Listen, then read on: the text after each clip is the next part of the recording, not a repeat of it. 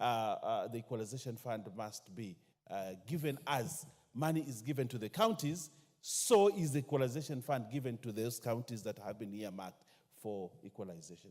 That is the tragedy of the committee we have here, and that is the tragedy of Kenya. That at the onset of the Constitution, it was agreed by all Kenyans who voted in the referendum, including the people from my constituents, who woke up very early in the morning, going to vote for the Constitution, knowing that inside that Constitution, there is something called Equalization Fund that would take care of them, because they have been, for many years, been marginalized, for many years they have been underserved, for many years no meaningful development has taken place there, because in 1963-65 there, a sessional paper was allowed in this country to deliberately and systematically marginalize certain communities, including the communities at the coast. Today, Honorable Speaker, we are at that crossroad. That crossroad that isn't this equalization fund as important as the money that is sent to the counties, as the money that is sent into the national. When the Honorable Ndindi Nyoro here does the budget, he will tell us about the money that will go to the counties. He will tell us about the trillions that will go to the national government. But he lays least emphasis on the equalization fund. And when that happens, in this house, when CDF does not come, we all in solidarity make noise that CDF exchequer must be released. When counties do not receive their money, we make noise. The Council of Governors is there and they make noise about money has not been released. But what is the organ? Honorable Speaker, this is the question. What is the organ that is mandated to safeguard and ensure that this equalization fund is put in place? What is the organ? There was a time when I wasted my shoes every day walking to the PS for Treasury, who was said to, till today, he's supposed to be the person in charge of distributing that PS Treasury. But PS Treasury is the culprit even when it comes to CDF, when it comes to county government money, it comes to exchequer releases. So what will he do? If he's under pressure from county government, he will release the money. When he is under pressure from national government, the National Assembly will release the money to NGCDF. But who puts pressure on the equalization fund? And that is the structure that is missing in the implementation of the equalization fund. Because when this is a fund, I remember Kamket tried to propose some changes. And even we looked at that act and we said, let's form a board. A board like the NGCDF board. A board like the Council of Governors, who will ensure that equalization fund is disbursed at the same time when NGCDF is disbursed. But the politics that has been there, Honorable Speaker, and this is why I will want to challenge the lawyers in this House, including the Honorable Emilio Odhiambo. We need to amend that law. That we must amend. So that at the end of the day, Honorable Speaker, the people that have been marginalized systematically in this country get a fair share of what the Constitution intended them to have. Get a fair share. But as it is today, I heard the Honorable Mary Emase say that we have a balance of 62 billion. 62 billion. That has not been paid systematically over the years. But if it is a fund, you cannot have that. If it is called a fund in the Constitution, it means if it is allocated 100 billion a year, that 100 billion must be paid within that year. And we should not have a balance. And if there is a balance, it should be accumulated and given to that account. That's what it is. And if it is a fund, it must have an account into which it must be put because it is a fund. Where is the account for the equalization fund? Where is it domiciled? Where is it? We want to see how much money is in there. Otherwise, now we should be having a lot of money because we have done 8 years. And 8 years out of the 20 years that the Constitution provides, we have done 8 years. And each year, money is set in the budget for equalization fund. So that money systematically needs to be accounted for. Where is it? Where is that 62 billion? Which account? And why is it that Treasury never puts that money there? I have projects that were started in 2017 in my constituency when these things started. And they have never been completed. And when you ask ministry, they say, you see, Treasury has not released. Until now, we are saying that now county governments have come, and county governments now are saying they must implement, after the court ruling, county governments are saying they must also implement equalization funds. There are certain functions that are for the national government. I don't begrudge that. But the problem I have is I want to see systematically that there is an account in the county government for equalization fund, which we can audit as members from those areas, those counties. But we don't have that opportunity to do that. So where does the equalization money go? It comes in as part of the grants that come from national government, so the governor can use it on functions even which are not listed. You know, the equalization fund has only 4 functions. Only 4 functions in the Constitution. Roads, health, water, and it's not electricity, it's something else. There are 4. Yeah? Health. Only 4. There are 4 functions. But when a governor gets the money, what will stop a governor from using the money to buy a red carpet for his functions when he receives it as bulk money? What will stop the governor from using this same money to do things that are not within the Constitution? How do we audit equalization fund? Where is the law? What has the Committee on Implementation of Constitution done to ensure that this money is properly accounted for? My people, Kilifi is one of the areas that was identified as marginalized. And a lot of the counties in the coast and those in the north. This nation, when we went to vote for the Constitution, we knew. And I went to vote for the Constitution knowing that I have money that will fast track my county to be at the same level as Kiambu, as Kakamega, as others. But that dream is buried in the soil, dead, that dream of my people. Why? Because we have, and previous government, have systematically ensured that there is no proper law to put into account the use of equalization. I think that has been the trick, that as long as we don't have a law, we can run away from disbursing equalization fund. But the law, Honorable Speaker, you know, you're a lawyer, you know. When something is identified as a fund, in the just like we have consolidated fund, just like we have the CRF, you know, it's a fund. You can't run away from putting money there. But what we will do, we will put money in another place and leave equalization. Because there is a belief, the people from the coast, the people from the north, the people from those other areas that are not as important as the others. We are continuing the 1963 sessional paper. We are continuing the same thing. But we have a constitution we must obey. Just like you can obey giving money to the counties, we must obey giving the equalization fund. That is the constitution of this republic. So when we stand to uphold that constitution in this parliament and any other office, and we say we are swearing by this constitution, why are we failing to implement it for the people that have been systematically marginalized in this country? Why? Because they are not important?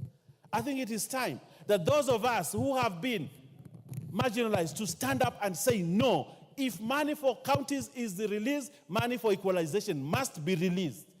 Money for national government is released for NGCDF, money for equalization.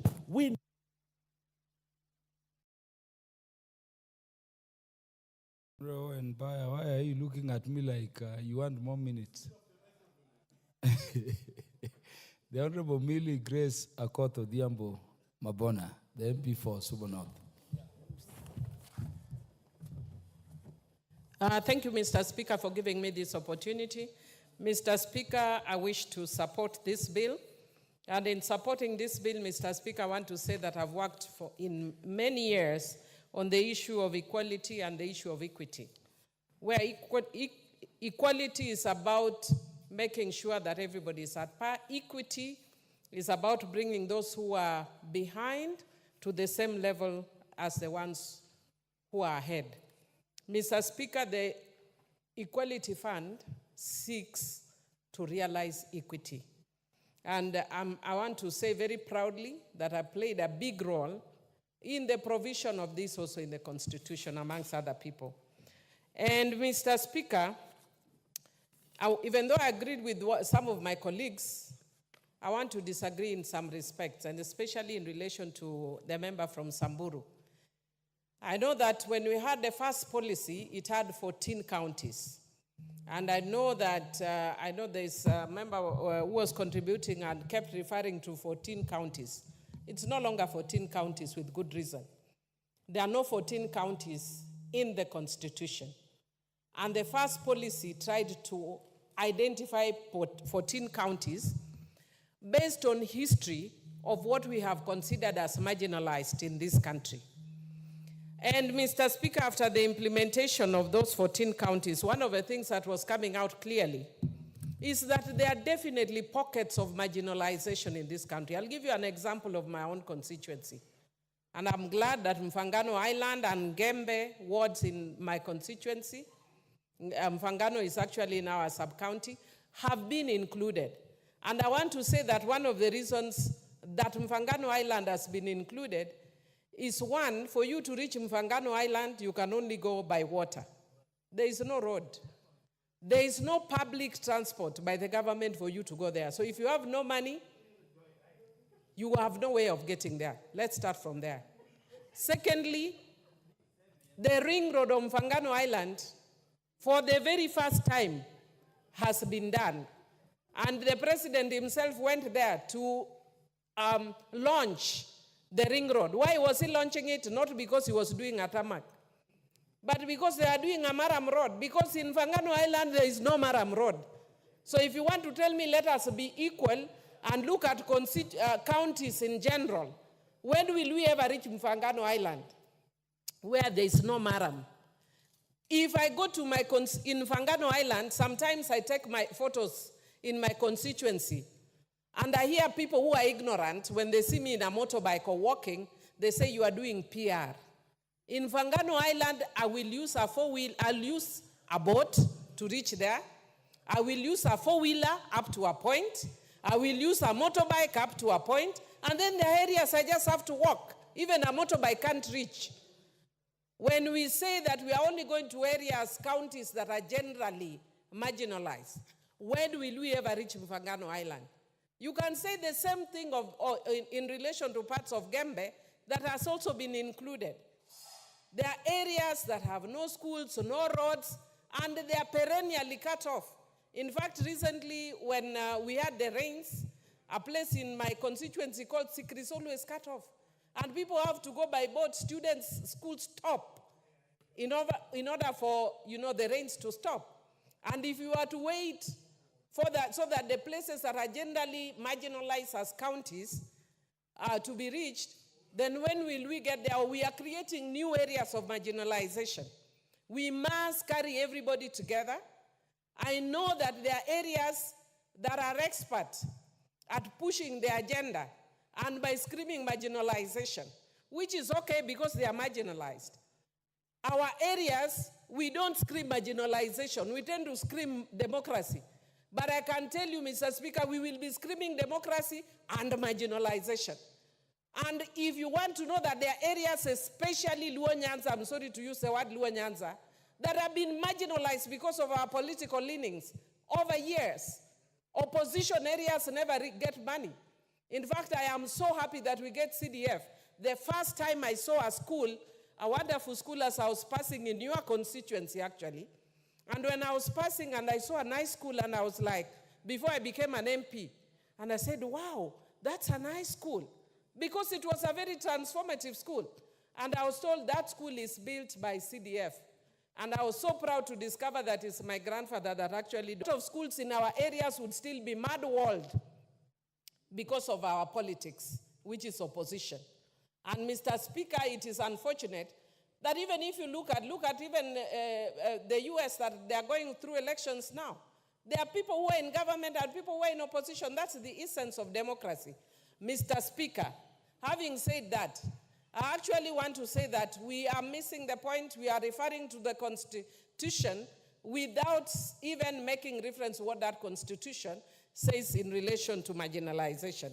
And Mr. Speaker, I want to say that if you look at the interpretation clause of the Constitution, it says marginalization includes traditional community that out of a need or a desire to preserve its unique culture and identity from assimilation has remained outside the integrated social economic life of Kenya as a whole. That would include the Suba people or an indigenous community that has retained and maintained a traditional lifestyle and livelihood based on hunter or gatherer economy. That would include the fishing community, or pastoral persons or communities, whether they are a nomadic or settled community, that because of its relative geographic isolation has experienced only marginal participation in the integrated social and economic life of Kenya as a whole. So, Mr. Speaker, it actually talks to very many areas of the country. It doesn't only talk to northern Kenya, which I agree is marginalized, but so is my constituency. And I also want to say that if you look at the same interpretation section, it says marginalized group is defined as a group of people who, because of laws or practices before, on, or after the effective date, were or are disadvantaged by discrimination on one or more of the following grounds in Article 27(4). And those grounds include race, sex, pregnancy, marital status, health, ethnic or social origin, color, age, disability, religion, conscience, amongst other things. Mr. Speaker, if you look at the issue of marginalization, it is much bigger than what we are trying to limit it here.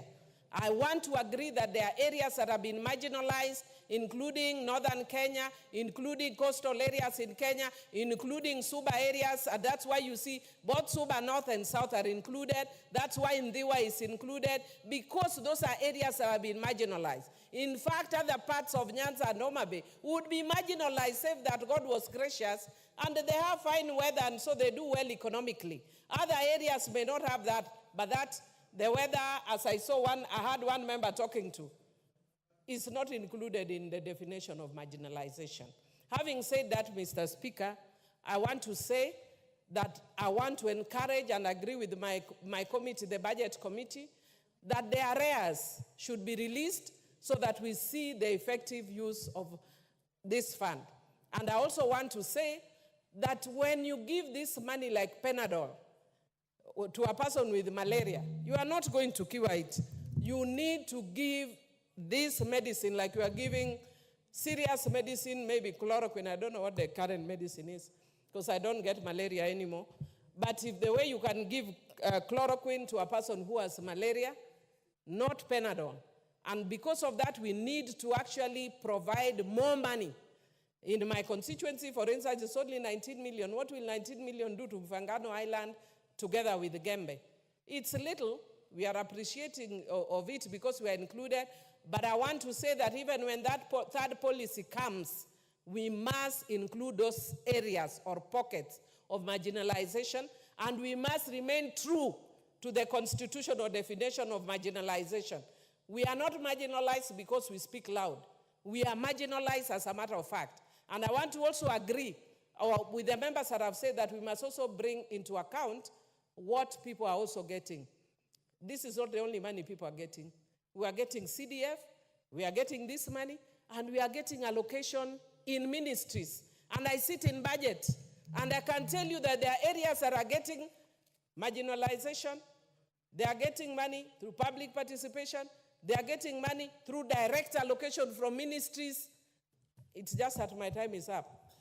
But there's a lot to be checked when we are dealing with marginalization. I support. Thank you, Honorable Mili. The Honorable Joshua Kimilu, MP for Kaiti. Thank you, Mr. Speaker, for giving me this opportunity to contribute on this important motion about equalization funds.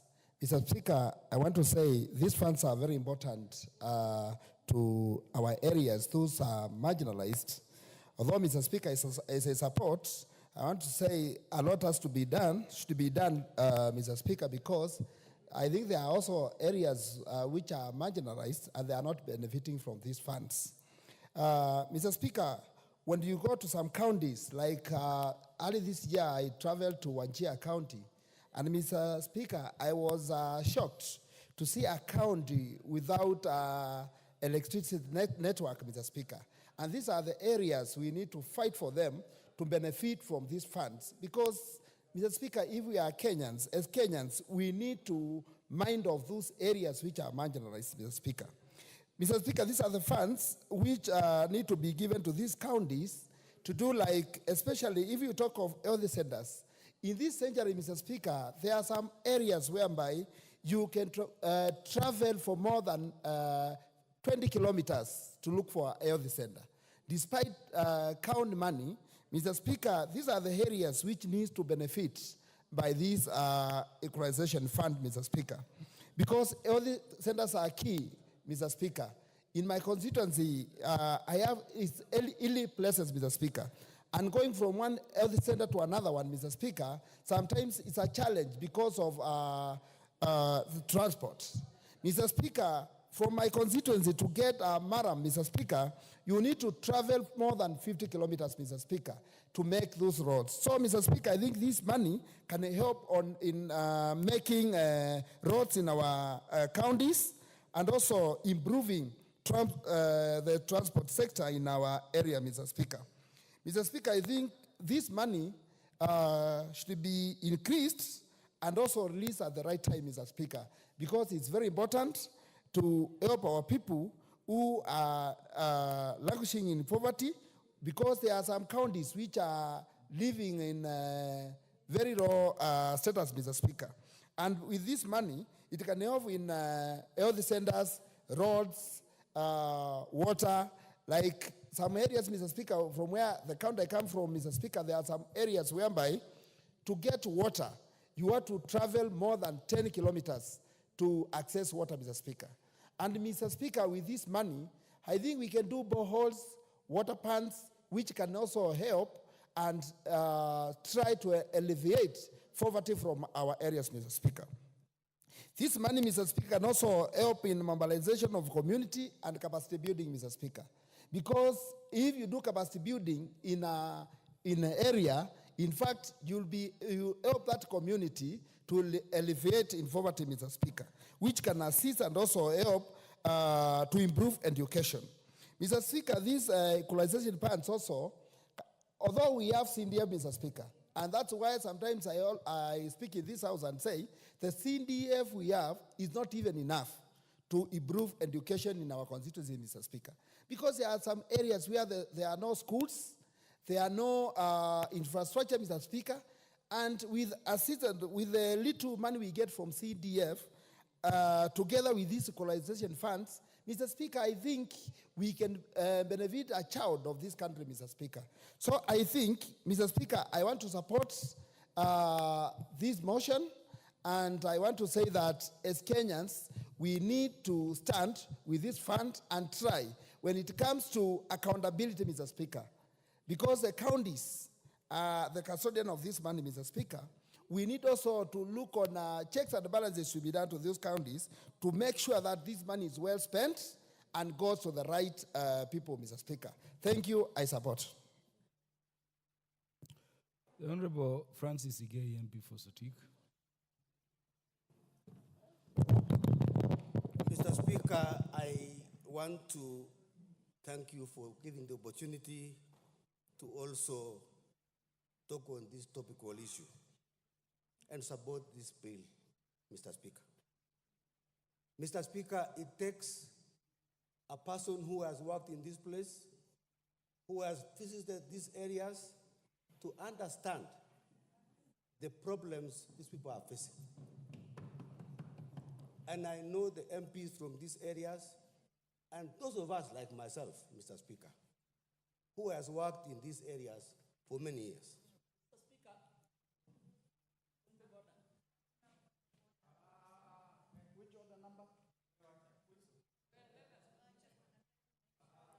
The Honorable Francis Igei, until the Speaker stops you, Mr. Speaker, I want to say, Mr. Speaker, I worked in Garissa for 5 years, and I understand what the problems people in this area are facing. Mr. Speaker, I want to tell you, Mr. Speaker, If you go to a place like Amuma, go to a place like Almagala in Garissa, you understand this problem. Mr. Speaker, I want to say two things. Number one, I want to thank the framers of this constitution, which is very, very important and which is leading in Africa, that they thought very clearly, with a lot of wisdom, that we must bring up people who are underdeveloped in this country to come to power with other parts of the country. Mr. Speaker, I think we need to address the issue of legal framework. Mr. Speaker, this fund is like a fund free for all, Mr. Speaker, because there is no legal framework to show the use of these funds. And I want to recommend, Mr. Speaker, that we ring fence this fund so that when it is dispersed to the counties, it is known that it's going to a particular area, education, infrastructure, roads, health, so that we are specific about where this money is going to. Mr. Speaker, we need also to address the issue of corruption. We know, Mr. Speaker, and we need to know how much money has gone there before we ask for more. Of course, we need to ask for more money. But how has the money which was dispersed a while ago was spent in these counties? So, Mr. Speaker, I want us to address the issue of wastage so that our people can be able to get the money. Wastage is a major problem, and we need to address that one. Mr. Speaker, we need to ask ourselves, what is the problem with disbursement? What Parliament has appropriated this mandate for these counties? What happened to Treasury? And how can we address this issue of non-disbursement? So that, Mr. Speaker, we are able to know what is the problem. This House, Mr. Speaker, is the final authority to appropriate money and disperse this money. But where is the problem? Bureaucracy, Mr. Speaker, must be addressed. So that the money which this House has appropriated is released without any delay, so that these people can be able to address this thing. Again, Mr. Speaker, we need to address ourselves and say, okay, we have had problems with disbursement, inadequate funds. So how do we address this issue of the huge disparities in these counties? Mr. Speaker, this country belongs to all of us, and this country must be developed at equal measure so that our people can be at par in terms of development. Mr. Speaker, I want to say I support this motion, and I would like to thank the Committee of Budget and Appropriation for the good work well done, and we need to see this money going to the people of this country. Thank you, Mr. Speaker. The Honorable Dr. Eva Kinyobara, MP for Kabondo Kasipu.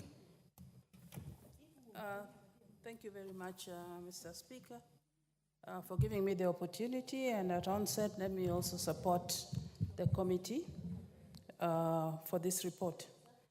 Mr. Speaker, really a lot has already been said by our colleagues on this matter. And I want to thank once again the drafters of the Constitution for coming up with this, the marginalization, the equalization fund that was to address the marginalized area. They were clear on what it was supposed to be by ensuring that the 0.5 of the national government revenues was allocated to the marginalized region. Mr. Speaker, we have heard the report on what has been disbursed to date and what arrears is due. It's unfortunate that even as this is happening, they are telling us on the report that not much has been achieved in the areas that there was work was supposed to have been done.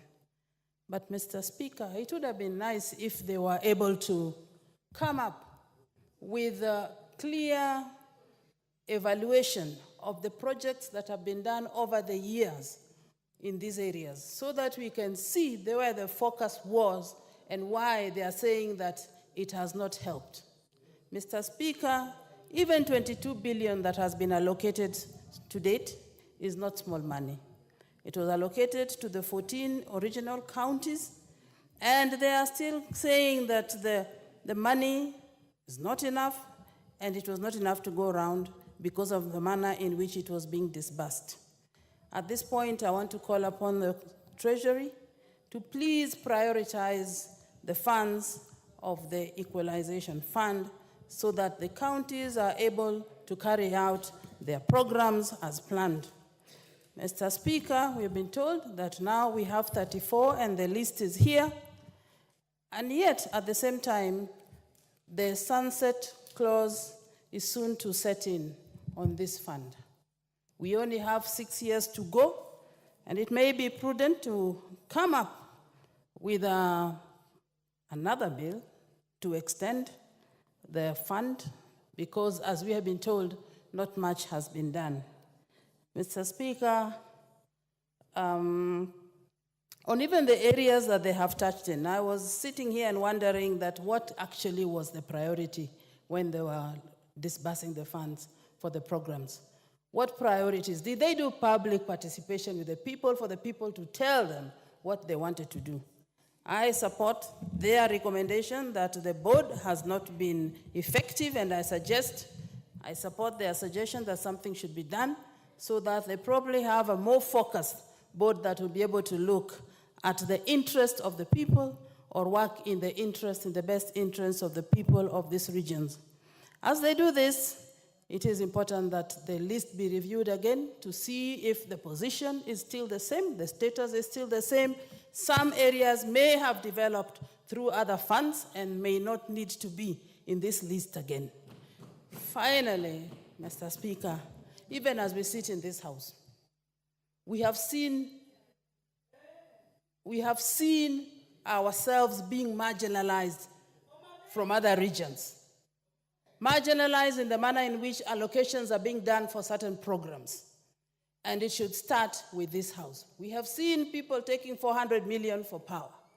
One region, not even a region, one constituency.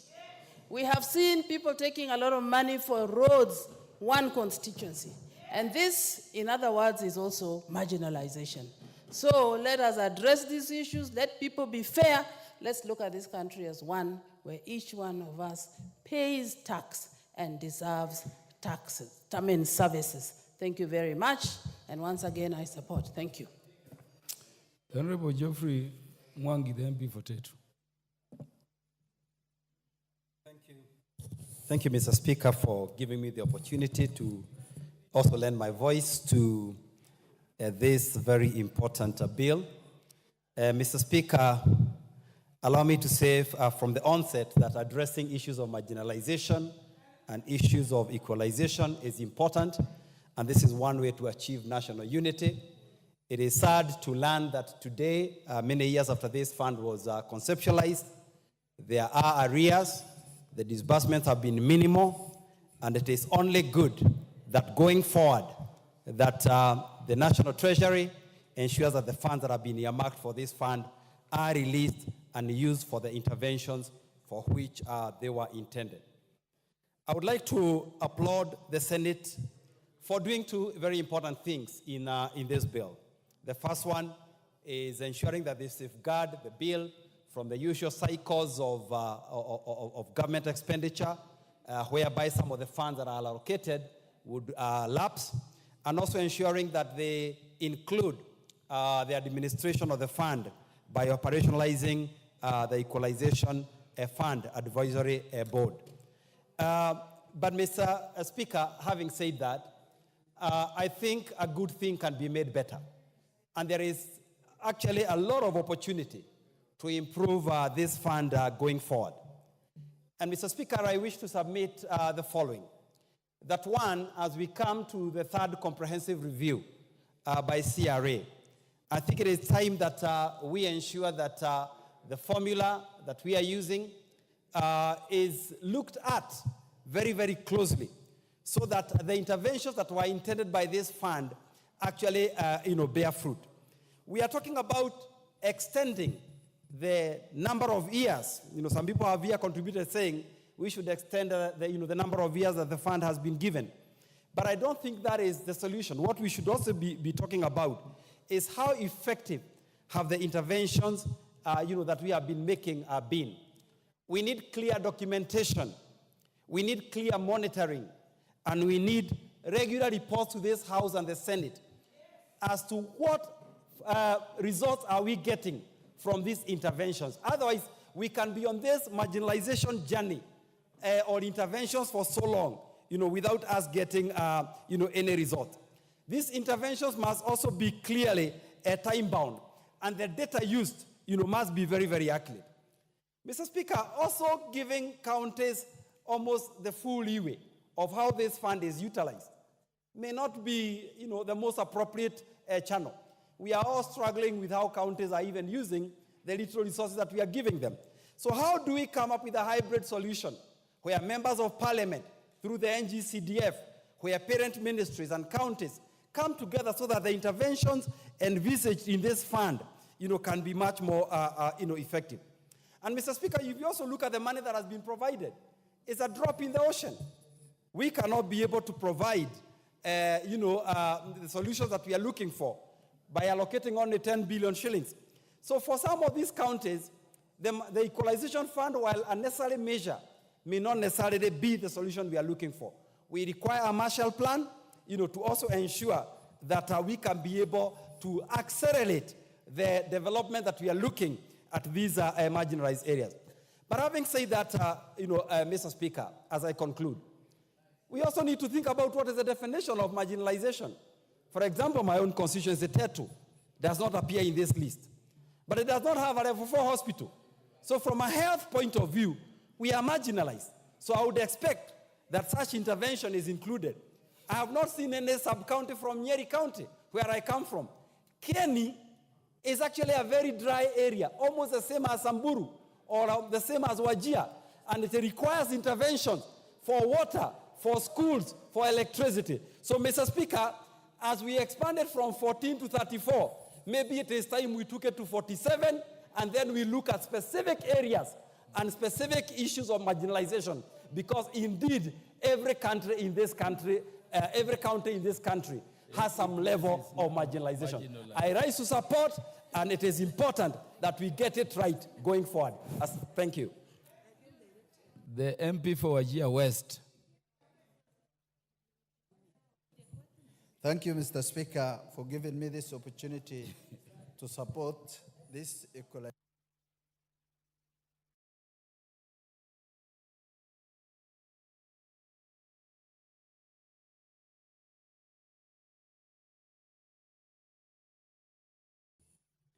Thank you, Mr. Speaker, for giving me this opportunity to contribute to this Equalization Fund Appropriation Bill number 2. And I want to start from onset. I'm supporting this bill. Mr. Speaker, the essence of this bill, of Equalization Fund, was to give 0.5% of the annual revenue of the budget specifically allocated to marginalized areas. The question begs, Mr. Speaker, where are these marginalized areas? And how did it came to the minds of the drafters of the Constitution during 2010? 2010 Constitution was drafted by brilliant minds who went all over this country, came to understand where is marginalized and where it's not marginalized. And they included this fund to bring some parts of this country at a par in the rest of the countries. Mr. Speaker, it becomes now very worrying when all the counties in this country is classified as marginalized in the same marginalization fund, which never grows from the 0.5%. Mr. Speaker, 34 counties have been indicated in this bill to benefit from the marginalization fund. Mr. Speaker, Now, I want to request the honorable members, let's change the name Equalization Fund and maybe change to something else, because this is not Equalization Fund anymore.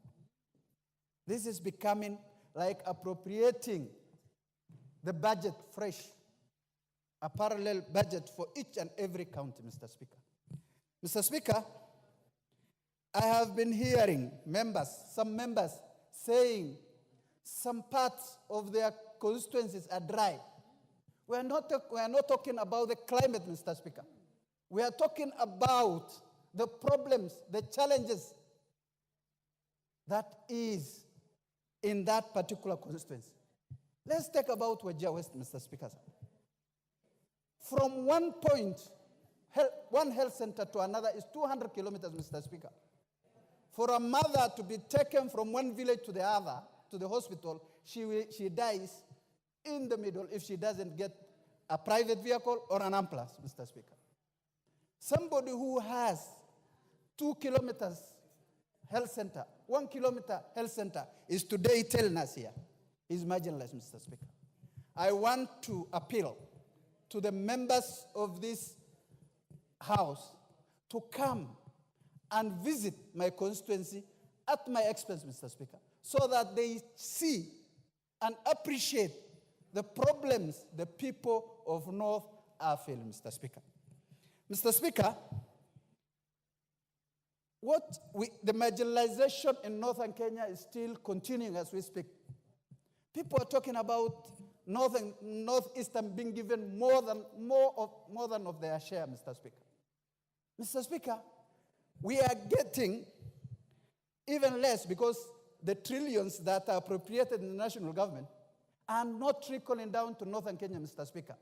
You have seen just recently, one of the constituencies in this country got 1.5 billion Kenyan shillings, Mr. Speaker, for roads, while my constituency got zero, Mr. Speaker. Zero. If we go by the budget, line by line, and see how much is going to the northern Kenya, Mr. Speaker, I believe most of this House, members of this House, will be shocked beyond words, Mr. Speaker. Mr. Speaker, let us not, it is either two things, Mr. Speaker. We increase the amount from 0.5 to 100% so that everybody benefits. Or we reduce the counties that are written in this appropriation bill so that the marginalized area should come at a par with the rest of Kenya, Mr. Speaker. I don't have a single tarmac road in my constituency, Mr. Speaker. I don't have a single level 4 hospital in my constituency, Mr. Speaker. I don't have a tapped water in anywhere in my constituency, Mr. Speaker. Mr. Speaker, and when you go to each and every other constituencies, I am sure each household has a running tap of water. The difference is as clear as broad daylight, Mr. Speaker. Mr. Speaker, we should not be talking about something that we don't know. People should come to those constituencies, see for themselves, appreciate the challenges, and then talk from an informed position, Mr. Speaker, rather than, Mr. Speaker, people coming, talking about something that they don't understand or they don't know, Mr. Speaker. Mr. Speaker, there was a deliberate attempt from 1963 to date from particular persons or individuals of this country to marginalize a specific area further, Mr. Speaker. There is a deliberate attempt from those who hold high offices, Mr. Speaker, of this country to remove some counties in this country from the map of Kenya, Mr. Speaker. And the way it looks, I'm sorry to say so, it might happen sooner or later. Mr. Speaker, there was the debate of 1 man, 1 shilling. There was a debate of equalization. There is a debate of so many things that just target specific areas, and people can't see small amount of money trickling down to those areas. We're in committees, and my brother Okello is a witness here. Whenever we are appropriating money, nothing, even a single coin that goes to those areas. And every day we fight so that we take some amount of money to the same areas. Mr. Speaker, I want to beg the members of this honorable House to understand the dynamics, the problems, the challenges some of the constituents are facing, Mr. Speaker, so that we should not politicize the lives of Kenyans, Mr. Speaker. We are here to represent the people of Kenya, all of us, Mr. Speaker. If me, today, I say, okay, for example, there is a Mira fund that was allocated to Mira farmers. If me from Northern Kenya, who is not a Mira farmer, says, I want to also be allocated to Mira funds, is that appropriate? It's not. We should differentiate things. There are coffee farmers who are given a lot of money. There are tea farmers who are given a lot of money. Livestock farmers are left in the middle with no coin, no appropriation. It's only the committee, which I want to thank. Just recently, this budget, they have allocated 1 billion Kenyan shillings for restocking. And I want to appreciate and thank the chairman and the team for doing a great job for that particular event. Mr. Speaker, it hurts me as a member who represent the North and Kenya when I see some other members mocking us in our face, Mr. Speaker, telling us you are getting more than your share. It's unfortunate, Mr. Speaker. I wish the Speaker could have created a committee to go and verify and even do a research on the budget to see how much is going to each and every county or constituency so that we share equally. Thank you, Mr. Speaker, for those fair remarks, and I support. The Honorable Dr. Joyce Osogo Bensouda, followed by the Honorable Omulker Arun. Why don't you use less than 3 minutes? What is this much you are talking on equalization fund? Proceed, Honorable Bensouda. Thank you so much, Mr. Speaker. I don't need more than 3 minutes because what I want to talk about is very specific and they are just all facts. First of all, I rise, Mr. Speaker, to support the equalization bill that has been tabled by the Committee of Budget and Appropriations Committee. Mr. Speaker, I want to start by highlighting that in this country, we have what we call a rogue national treasury. And by defining rogue, to me, is somebody who takes laws in his hands or her hands and doesn't conform to the existing laws. This House or any member of Parliament or the county governors must not match to the national treasuries for them to effect any issue in terms of disbursement. Mr. Speaker, I take note that when we're investigating the Telkom saga, National Treasury was implicated negatively. Mr. Speaker, when I sit in the committee for the Centralized Funds Account Committee where we oversight what has been done and reported by the Auditor General, we realize that there are issues with disbursement from National Treasury in terms of the NGCDF funds and in terms of GAF funds. We are saying that this House is not junior to National Treasury, that we must beg, we must crawl, we must kneel for them to release funds. Mr. Speaker, when it comes to equalization funds that was tabled, we noticed that 22 billion only has been released. And they're saying that there is laxity in disbursement of funds from the National Treasury. Mr. Speaker, I would like you to go on records that the PS National Treasury must be brought in this House and clear explanation to the facts that we are begging of and seemingly to be singing lullaby that the funds must be released. The PS National Treasury must respect this House and must respect the formula with which funds are supposed to be disbursed. Mr. Speaker, it is quite hurting that if 14 areas, counties, were identified as marginalized, I take cognizance that the Constitution respects what marginalization is. I want to uphold whoever or the committee that increased the number from 14 to 34. In fact, I'm saying that they ought to have increased it totality to 47 because this country is seriously undergoing economic marginalization. I'm just from the rural areas. When we look into Homa Bay, I visited quite a number of markets, Mr. Speaker, sir. All markets, most of them, they do not have electricity. They are crying of transformer.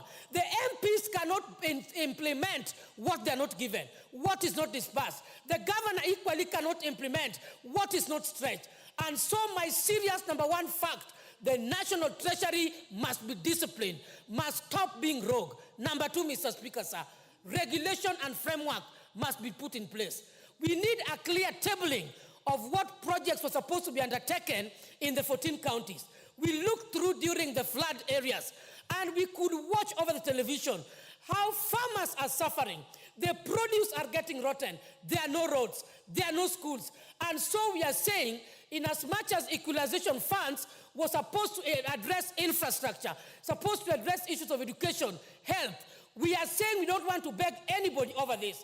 The same way we are budgeting and putting issues right, I want to see that when the budget for this financial year, next financial year, will be tabled in this house must rise to maturity and not focus on the political divide.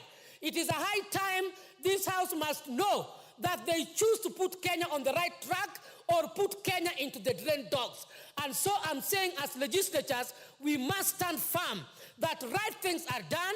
We must not rise up for NGCDF on GAF to be given. Even the women reps of this country, we are marginalized in our own form.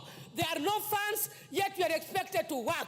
We are waiting for what the president promised, 1 billion in the budget cycle. We had been given 1 billion for sanitary towels. We are also marginalized. We are waiting for 1 billion. We don't need to kneel unless as a National Assembly, we don't know why we were elected here. PS National Treasury, take charge, be disciplined, and serve this nation, and must be brought to the floor of this house. Thank you, Mr. Speaker, sir.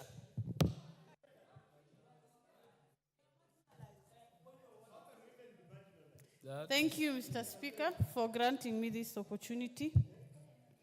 The issue that we are discussing today touches very close to my heart because I come from a region that owns the crown of marginalization. And we might hear many people saying, even us, we are marginalized. But it is after devolution that we got the first national school. I had to travel all the way to Kiambu County to study my high school, to access a national school.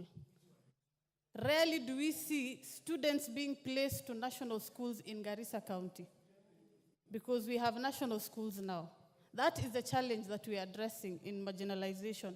And the reason this money was set aside was to bring these counties to come to the level of the other regions. But we are seeing the debate going around of 1 man, 1 shilling. This discussion will further divide our country. We do not want to add any more wounds because when I hear 1 man, 1 shilling, I will stand here and say 1 shilling, 1 kilometer. So that every county from the marginalized areas get equal share of the national resources because we all pay taxes. We are not a guest of anybody. We deserve to get these resources.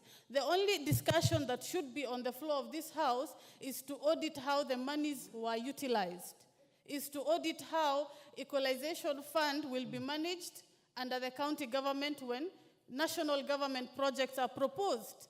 Because, Mr. Speaker, 2 months ago, my people from the region I come from were washed away in a boat because they were attempting to cross a road. And when I hear my colleague Wandeto say even his constituency is marginalized, I went to that constituency. And even the roads leading to the cattle dip were tarmacked. And they were fully marked. And they had zebra crossings when I have never seen a tarmac road with my eyes. I come from a constituency that if it rains, I don't even make plans to go. Currently, I was not able to access my own county, my own constituency, because I needed to get a chopper. Mr. Speaker, I do not have money to get a chopper. I am only paid enough to fuel my car and go visit my home. But the floods come, we do not get budgets for dams. If this money is released and utilized appropriately, Mr. Speaker, we will get dams so that we do not have the issue of floods in my region. The farmers keep investing every rainfall season. By the time the droughts are coming, the floods have washed away our resources. Mr. Speaker, we have livestock. Monies meant for livestock are never seen in my region. So such debates should not focus or should not be politicized. It should be about equality. You cannot govern a country that is poor. You cannot govern a country that do not receive the equal share of resources. Mr. Speaker, it is very unfair for the debate to even go beyond what it should be. The focus should be on how to empower the existing communities that are marginalized. The debate should be on that. But regions that have had hospitals per 2 kilometers are coming here to tell us we are marginalized. It is not a debate that we can stomach. It is not reasonable. Like I said, I need to find a boat every time it floods, while somebody can just drive down. So the conversation must take a different angle. We need to audit what has been released. How have these funds been allocated so that we are able to get equal share? But when Central Kenya, for example, or regions that have always enjoyed monopoly of getting the national resources, come here and tell us we are marginalized, Mr. Speaker. Yet schools in my region need to be built. CDF is building high schools, nursery schools. There is a demand for that because of the population increase. I come from a family where we are over 20.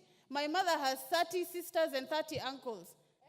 Yes, so that such resources are utilized equally. Our populations in ASAL regions are increasing because we have more than 4 wives. We have more than 3 wives and 4 wives. Places that have such demand to have nursery schools, while other places are closing down because they have no schools, no children to attend their schools. They cannot get such resources. We have to fight for what is ours, and we have to have a conversation that brings unity. 1 man, 1 shilling is a distraction. It brings hatred. It brings a lot of negativity. If 1 man, 1 shilling is brought, we will say 1 shilling, 1 kilometer. Thank you, Mr. Speaker. Oh, the Honorable Jared Okello, what is the matter? I thank you very much, Honorable Speaker, Honorable even though called at the tail end of this session. But I've got a few remarks to make as regards the report on Equalization Fund, Honorable Speaker. A quick background over the same. When the drafters of our Constitution came up with this idea, or birthed this idea, it was premised on the fact that certain regions had been alienated for way too long, and they needed to catch up with the rest, who are regarded to be in the first league of development in this country. Honorable Speaker, since time immemorial, and this took a lot of precedence during the Moi era, there was a very backward and foolish mantra, siasa mbaya, maisha mbaya, that if you had a contrary view to that of the government of the day, then your regions were sidelined on matters development. Where I come from, Honorable Speaker, Nyanza province to be specific, all successive regimes have given us a wide berth. And we have tried the much we can with the limited resources generated by our own people to make ends meet. We have met headwinds along the way. Certain times we have succeeded. Certain times we have failed because of lack of the same resources that are channeled to other regions. But here we are, just like anybody else. And when the drafters of our Constitution came up with this idea, and it was infused in law, the Council of Governors thereafter went to court and challenged this thing on who ought to have superintended these funds. Was it going to be the national government or the county government? And this matter dragged in our courts of law for over 10 years. The only time that these monies have been expended to deserving counties is once. And the projects that were earmarked to be funded by Equalization Fund are only 20% done. I sat in the Special Funds Account Committee in the last Parliament, and we visited a few, and only 20% had been done, 11 years down the line. And this money had a time frame. It was not open-ended. And therefore, we have delayed, Honorable Speaker, to have it fully implemented. Honorable Speaker, you talk about marginalization. 6 of my schools are still marooned to date as a result of flooding by River Nyando, together with a lake that is coming out into. The Honorable Basil, in 2 minutes, let the mover to prepare to reply. Thank you, Mr. Speaker. I think I'll move very quickly. From onset, I think as much as I support the Equalization Fund, I want to say I'm very much disappointed with the level of biasness in distribution of resources under Equalization Fund. I don't understand why Yatta is missing from this list, considering that in Yatta, most of my roads, 99.5%, are actually weather roads. Electricity connectivity is below 40%. The teachers employed by BOM, Mr. Speaker, are about 55%. So, Mr. Speaker, we need to shun away from negative ethnicity, tribalism, which is contributing to the level of disparity that we see. Mr. Speaker, I want to say that this fund should actually be managed by national government, and baseline data should be the one to guide distribution of resources by not tribalism, Mr. Speaker. Because if we continue this way, we'll be like what Obama, the former president of the US, metaphorically said, that it is easier for a child from central Kenya to celebrate the 50th birthday compared to a child from northeastern Kenya. And this has been witnessed because of continued skewedness of resource distribution based on where people come from, those who are in centers of authority. So, Mr. Speaker, this gap must be breached by ensuring that there is equity when we are distributing resources to be able to mitigate competition that has been witnessed when people in power or those who are looking for power are actually inspired, because most of them are doing it simply because resources are not fairly distributed across the country. I support. Honorable Zamzam Chimba, can you say what you want to say Asante sana in 2 minutes? Okay, asante sana Mheshimiwa Spika. Na mimi niweze kuunga mjadala huu wa leo kwa ugavi wa mgao kwa wale familia ambazo zimetengwa. Mheshimiwa Spika, Mheshimiwa Spika, nilikuwa naangalia katika waraka huu ulioko hapa Mheshimiwa Spika, na napenda kuungana na wenzangu kuwa kuna sehemu ambazo mpaka sasa hata baada ya kupata uhuru hawana barabara, hawana maji wala hawana stima Mheshimiwa Spika. Na mimi nataka niwaambie wenzangu ambao wana upinzani katika mgao huu Mheshimiwa Spika, Kenya ni moja. Hata Garissa akipata akiweza kuendelea, na wewe weza kutoka kule uliko kenda kufanya kazi Garissa, ikawa maendeleo yameenea Kenya nzima Mheshimiwa Spika, watu wakaweza kukaa kwa ufanisi Mheshimiwa Spika. Mheshimiwa Spika, naangalia mahali kama Ganze, naangalia sehemu za pwani ambazo ziko nyuma sana, hakuna barabara, hakuna maji, hakuna hospitali Mheshimiwa Spika. Najiuliza ikiwa hizi pesa zilibaki bilioni 62 Mheshimiwa Spika, zimebaki katika account na ni account ya nane, na zafanya nini kule wakati wananchi wana shida Mheshimiwa Spika?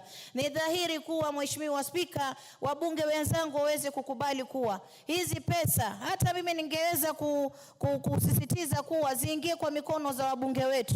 Wabunge waweze kupawa pesa hizi, waingie kule sehemu ambazo zimetengwa, waweze kufanya maendeleo Mheshimiwa Spika. Garissa akipata, Tana River akipata, kwa wale wakifanya maendeleo Mheshimiwa Spika, hata mimi mama Mombasa nitakuwa na wepesi wa kutembea zile sehemu ikiwa barabara iko sawa, kuna maji na kuna maendeleo. Pia mimi naweza kutoka nikaingia katika kaunti zile nikafanya kazi Mheshimiwa Spika. Kwa hiyo na support. Asante sana.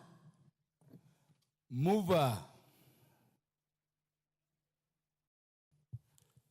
Why is the MP for Fafi looking at the mover in that manner?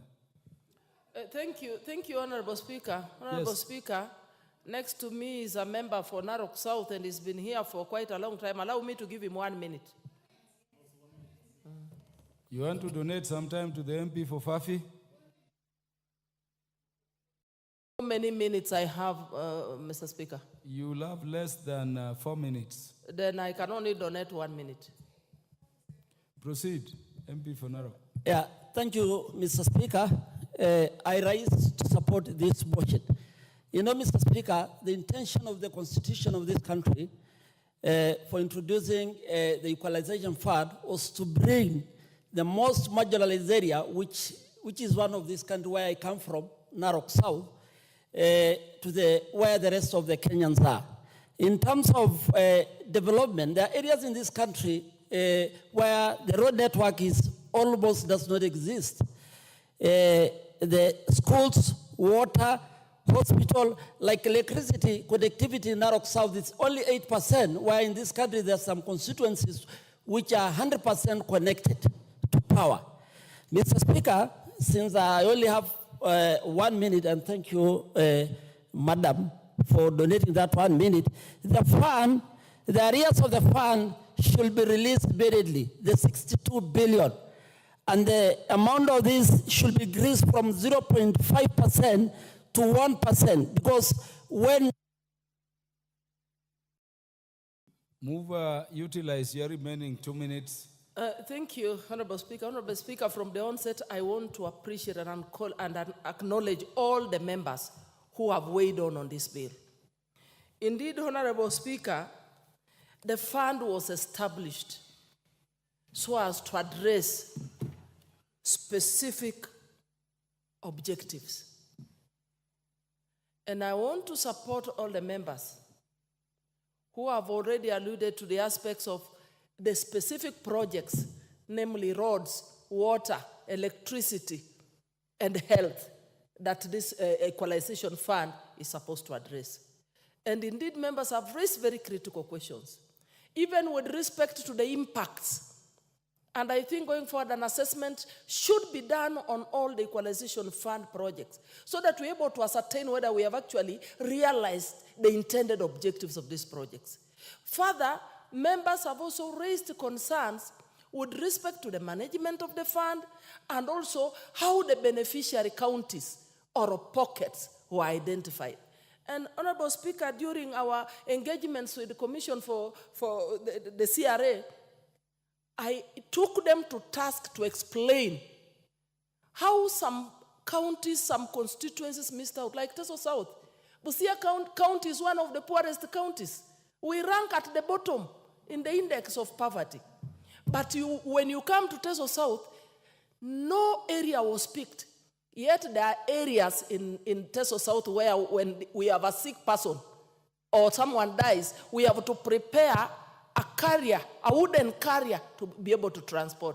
Or we have to use logs to prepare a bridge for kids to cross from one area to the other. So I support those who have alluded to the principle of equity and equality so that as we distribute this money, as we wait for the time,